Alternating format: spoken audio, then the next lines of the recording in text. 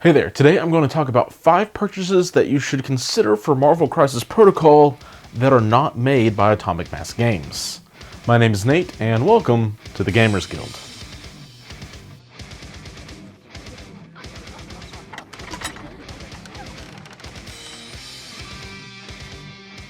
Alright, so I have just recently got a couple of new items in my hobby life that are really just some fantastic quality of life upgrades, which got me to thinking about some of the other things that I haven't been using and maybe even been just taking advantage of that you may not have yet. I'll be listing these things in the order of recommendations, so first will be the thing you should probably absolutely get and move down that list.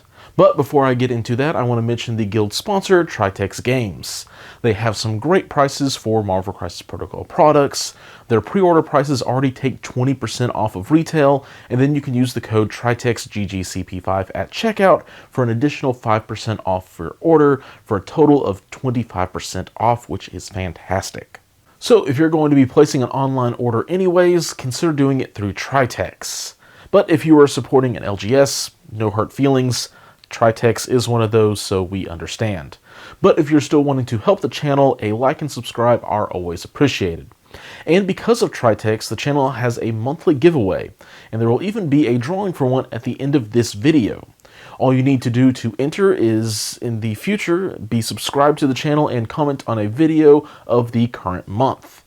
And now with all that said, let's talk about some of those things that you should probably look at investing into.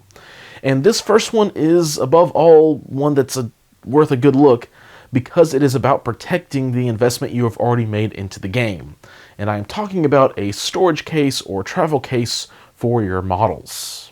Once you have invested your money into buying the product and your time building and painting these minis, having a good way to either store them or transport them safely has always been my #1 goal when I'm starting a minis game. Now, there are several solutions to getting a good setup for your minis, and even more products and brands that are good for the job.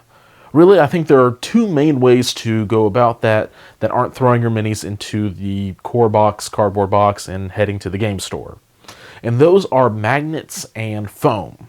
Both have their strengths and weaknesses. Magnets are my preferred method and are great because as your collection grows, you can easily just place the minis where you want and need them to be in your case, as it is very easily rearrangeable. And your minis with a good magnet won't shift much if at all during transport. Heck, even I have my Hulkbuster and Dormammu minis magnetized to the sides of my storage cases because they're just so tall. With a few magnets, they still stay put and don't fall or anything else on my way to the game store. But if you drop your case on a hard floor or send it down a flight of stairs, magnets are good, but they're not that good. Which is where the benefit of foam comes in. The foam cases are more so designed to be a tight fit for your mini, and as such are much better at the shock absorption side of transportation. But in addition to not always having a great way to grow with your collection, the other downside of foam is that it's also kind of its big upside, and that's its tight fit, that it can also chip off paint off of your model. A good varnish will solve that issue for the most part, but if you do go the way of foam trays, I highly recommend you give your painted models a varnish layer before putting them into the case. And if you're curious about how I made my own magnet storage bins for under $30, I actually made a video about that you can find down in the description of this video. The second item, though, that I highly recommend is a token organizer. This can take the shape and form of so many different things. For instance, this is a jewelry maker's case that I got at my local hobby store for a few dollars. You can also use a tackle box to use for fishing lures, the list goes on. These will usually also include a customization system so that you can make some compartments bigger or smaller depending on what you're needing space for. Dice, measuring sticks, etc. And I feel like the application and benefits of one of these is pretty straightforward.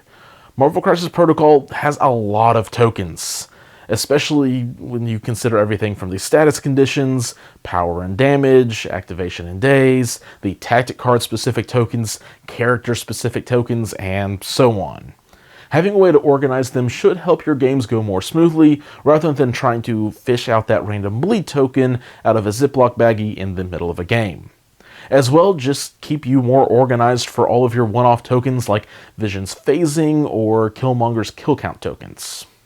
Third on my list is in a very similar vein as number 2, and that is tactic card storage. And I guess crisis cards and any of the other normal cards that you can store. Because with well over 150 tactic cards alone at this point, I think that some sort of organization is well worth the $8 investment and time it would take to organize what you have. Whether you just want to get like one long card storage box, maybe with some organizers, or go the binder route like I did, where you can have all of your affiliated cards separate from the character-specific cards and then all of your unaffiliated cards, and so on. It just really helps. Now, this one is lower down on the list because if you just have the core set and a few expansions for your affiliation of choice, then you could get by with maybe just one of the dollar deck boxes, whereas with the tokens, well, you start with a lot of them right out the gate. And now as we move farther down the list, we start to get to the things that are really superfluous. Yeah, I'm talking about Bling. This can take a lot of different forms for a minis game, usually in the form of dice, but that isn't an option in MCP, well, at least not yet. But there are several other ways to customize your gear. Everything from nicer tokens to character boards that have slots for all the different tokens you could need, not to mention the custom measuring sets like Kago 2 makes with the sweet Marvel designs, as well as other superhero related ones. There are probably 20 different styles of acrylic tokens out there for you to choose from, but so far Team Covenants are my favorite ones that I've come across. Being able to swap the power and damage tokens from 1 to 2 is great, and the days and activation tokens being on the opposite side is also quite handy, and really they just look sharp. But it also isn't that hard to make your own tokens if that is something you are interested in doing, and if there's enough interest down in the comments, I could even do a video about that. Now, while it's also cool just to have Bling for the sake of Bling, it can also be nice to have all of your tokens and other things personalized a little bit, that way they can never get mixed up at the game store or at an event. And my fifth and final suggestion is the one that sparked the idea for this video in the first place. And I thought the purchase was a little silly at first, but I was running out of patience with my giant stack of character cards. So I found a solution, and because I used top loaders for all of my character cards, the best option I was able to find was this. An oversized index card box that measures 5 inches by 8 inches, which is more than enough room to fit my top loaders. I also picked up a set of alphabetical organizers to slide in there to make finding and putting up process of the character cards faster. And while I only had a couple of occasions to go and use these now, I have to say it's fantastic. What maybe used to take 4 minutes to reorganize my cards after I've built a few different rosters and put them back in alphabetical order now takes like 30 seconds. So I was just a little surprised at how much I like this upgrade.